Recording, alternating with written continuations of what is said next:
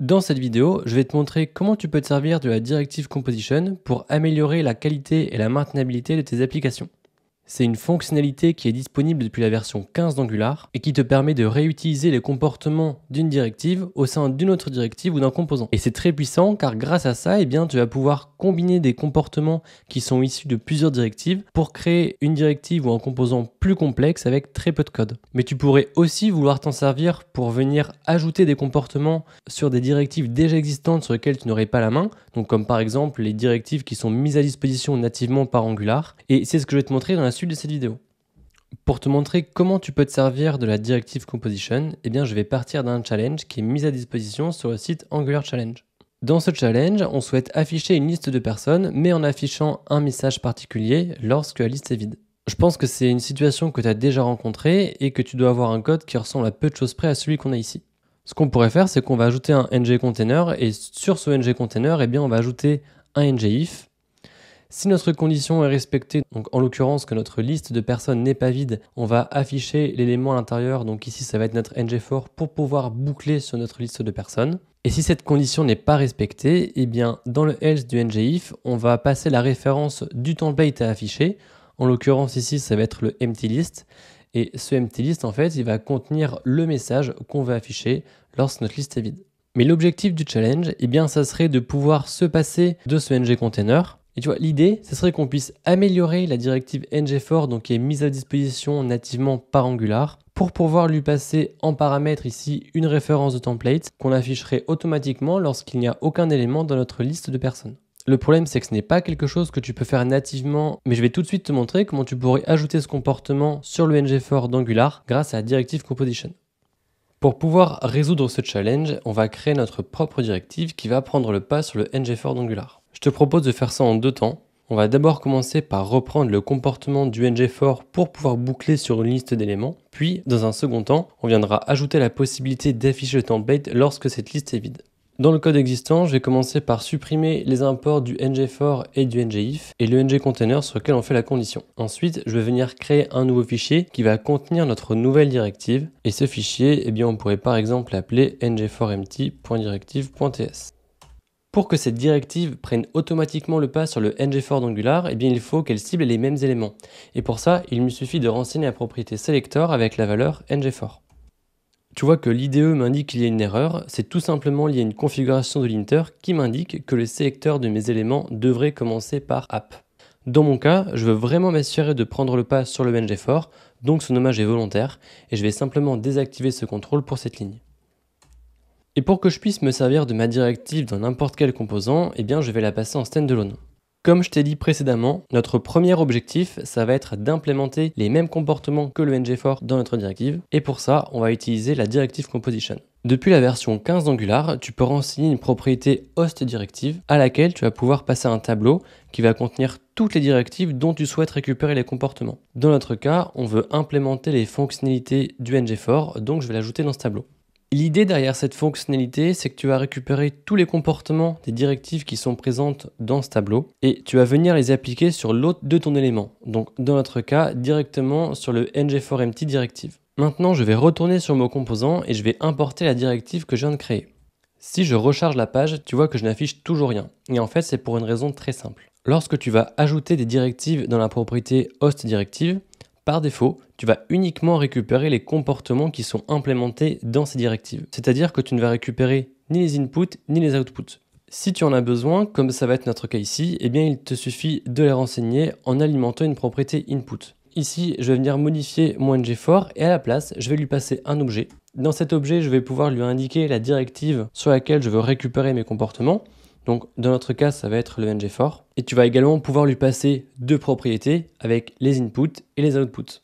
J'en profite pour renseigner tous les inputs du ngFor puisque dans notre cas, on souhaite avoir accès à toutes les fonctionnalités natives du ngFor auxquelles on viendra ensuite ajouter un nouveau comportement pour pouvoir afficher un template si notre liste est vide. Et tu vois que maintenant, si je recharge la page, on affiche de nouveau les éléments de notre liste et qu'avec très peu de code, on a déjà implémenté toutes les fonctionnalités du ngFor. Maintenant, notre objectif, ça va être de pouvoir passer une référence de template en paramètre de notre directive pour pouvoir l'afficher si notre liste est vide. Si je retourne dans mon template et que je rajoute un paramètre empty dans mon ngFor et que je le valorise avec ma référence emptyList, eh bien tu vois que j'ai une erreur. Si je mets mon curseur dessus, cette erreur m'indique tout simplement qu'il n'y a pas de propriété ngForEmpty sur ma directive. Pour corriger cette erreur, je vais revenir dans ma directive et je vais ajouter un input que je vais appeler ngForEmpty. Et cet input, eh bien, il va contenir un objet de type templateRef de unknown. Si je reviens dans mon template, tu vois que je n'ai plus d'erreur. Ok, donc maintenant, on est en mesure de récupérer le template affiché lorsque notre liste est vide, mais il va nous manquer encore deux éléments pour pouvoir gérer cet affichage. Le premier, ça va être les éléments de notre liste, et le deuxième, eh bien, ça va être un moyen d'afficher le template dans notre directive. Pour qu'on puisse avoir accès au contenu de cette liste, et de la même façon qu'on a fait pour récupérer la référence du template, il te suffit d'ajouter un input qu'on va appeler ngForOff, et cet input, eh bien, il va contenir un tableau de T qui correspond au type des éléments de notre liste. Ensuite, pour pouvoir afficher le template, eh bien, on va créer une propriété viewContainerRef dans laquelle on va injecter le viewContainerRef qui est associé à notre directive. Maintenant qu'on a nos différents éléments, il ne nous reste plus qu'à les utiliser pour déterminer s'il faut afficher le template ou non. Pour pouvoir faire ça, eh bien, tu pourrais avoir envie de passer par le constructeur de ta directive. Et à l'intérieur, on pourrait commencer par évaluer si on a besoin d'afficher ou non le template et de stocker ce résultat dans une variable qu'on pourrait appeler shouldDisplayTemplate. Si cette variable vaut true, eh bien, tu pourras appeler la méthode createEmbeddedView de ton viewContainerRef en lui passant la référence du template que tu récupères via ton ngForEmpty. Ensuite, je reviens dans mon template pour mettre à jour ma liste en enlevant tous les éléments. Et tu vois qu'ici, eh bien, notre message ne s'affiche pas. En fait, sur le principe, on dispose bien de tous les éléments dont on a besoin pour pouvoir afficher notre message, mais ce code va nous poser deux problèmes. Le premier, et c'est une situation que tu as sûrement déjà dû rencontrer, c'est que le code à l'intérieur du constructeur sera exécuté avant que tu aies pu récupérer les valeurs de tes inputs. Ce qui veut dire que tes deux inputs ici auront une valeur undefined. Et le deuxième, c'est que même si ça fonctionnait et que notre message s'affichait, eh bien on évaluerait cette condition uniquement lors de la création de la directive. Ça veut dire qu'on ne serait pas en mesure de recalculer s'il faut afficher ou non notre template si notre liste venait à être modifiée, donc par exemple en ajoutant ou en supprimant des éléments. Ici, ce dont on aurait besoin, ça serait de pouvoir accéder à la valeur de nos inputs une fois qu'ils auront été initialisés, mais également être en mesure d'évaluer s'il faut afficher ou non le template à chaque fois que leur valeur sera modifiée. Et pour qu'on puisse parvenir à ce résultat, eh bien je te propose d'utiliser le signal, qui est une fonctionnalité disponible depuis la version 16 d'Angular. Donc je vais commencer par ajouter deux propriétés dans ma directive qui vont contenir la liste des éléments sur lesquels on veut boucler et la référence du template à afficher lorsque notre liste est vide. Ensuite, je vais venir modifier mes inputs pour les remplacer par des setters et je vais venir mettre à jour le signal associé. Maintenant qu'on est en mesure de récupérer les valeurs de nos inputs, on a besoin d'avoir un moyen d'évaluer si on doit afficher le template ou non à chaque fois qu'une de nos deux valeurs sera modifiée. Et pour pouvoir faire ça, eh bien on va utiliser un effect. Un effect, c'est tout simplement un effet de bord qui sera exécuté à chaque fois qu'un des signaux utilisés à l'intérieur va émettre une nouvelle valeur. Pour pouvoir utiliser un effect, il faut impérativement que tu sois dans un contexte d'injection. Donc ce que je vais faire ici, c'est que je vais venir le déclarer dans le constructeur de ma directive. Ensuite, ce qui va me rester à faire, ça va être de reprendre ce code qu'on avait écrit précédemment, puis de le mettre dans mon effect en remplaçant mes variables par les deux signaux qu'on a déclarés juste au-dessus. Au passage, je vais en profiter pour extraire cette condition pour simplifier mon effect et je vais la remplacer par un signal à l'aide de la méthode computed.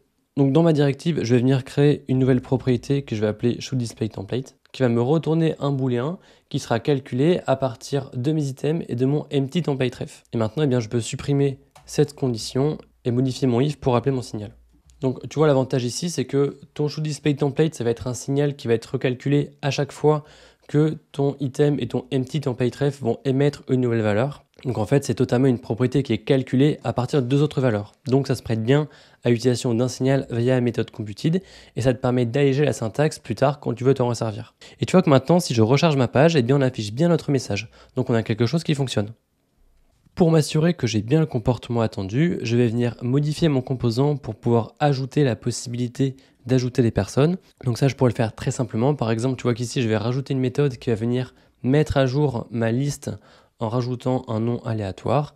Et je vais tout simplement venir rajouter ici un bouton pour pouvoir mettre à jour cette liste. Donc là, j'ai bien mon message qui s'affiche puisque je n'ai pas d'éléments. Et si je clique sur mon bouton, eh bien tu vois qu'il nous reste quelque chose à corriger puisqu'on affiche toujours notre message. Et la raison pour laquelle on a cette erreur, elle est très simple, c'est qu'à chaque fois qu'un de nos inputs va émettre une nouvelle valeur, eh bien on va mettre à jour nos signaux, ce qui fait qu'on va repasser dans notre effect, et donc on va être en mesure d'évaluer s'il faut afficher ou non notre template. Mais pour le moment, eh bien, on ne va jamais masquer le message s'il était déjà affiché avant. Pour pouvoir corriger ce comportement, je vais commencer par créer une nouvelle propriété dans ma directive qui va venir stocker la référence de la vue qu'on va insérer dans notre élément lorsqu'il faut afficher le template. Et cette propriété, eh bien, elle va être du type embeddedViewRef de unknown. Ce que je vais faire ensuite, c'est que je vais venir alimenter cette nouvelle propriété avec la référence de la vue qu'on crée lorsqu'on appelle la méthode createEmbeddedView de notre viewContainerRef. Et ensuite, je vais venir rajouter une ligne de code au tout début de mon effect pour venir supprimer en fait cette vue. Donc tu vois, ce qui se passe, c'est que à chaque fois que notre input va émettre une nouvelle valeur, eh bien on va repasser dans notre effect. Dans cet effect, ce qu'on va faire, c'est qu'on va venir supprimer la vue liée au template qu'on a passé en paramètre. Et s'il faut l'afficher, eh bien on va de nouveau alimenter cette propriété et on va de nouveau l'afficher dans notre template. Si je reviens sur mon interface, tu vois qu'ici j'affiche toujours le template avec mon message lorsque ma liste est vide. Mais maintenant, lorsque je vais cliquer sur le bouton Add Person, eh bien je n'affiche plus mon template. On a bien le comportement attendu et on vient de résoudre ce challenge. Et tu vois que grâce à la directive Composition, eh bien on a pu très facilement étendre des directives déjà existantes pour venir y ajouter de nouvelles fonctionnalités. Et c'est un concept qui est très puissant, qui est très simple à utiliser et grâce auquel tu peux très facilement réutiliser des fonctionnalités d'autres directives. Donc je t'encourage vivement à t'en servir sur tes projets. Je te mettrai le lien du challenge et de la paire en description. Si tu as la moindre question ou le moindre retour, eh bien n'hésite pas à le poster en commentaire ou même à m'envoyer directement un message sur LinkedIn. Et si tu as aimé la vidéo, eh bien n'hésite pas à mettre un j'aime et à t'abonner à la chaîne pour être notifié des prochaines. Salut!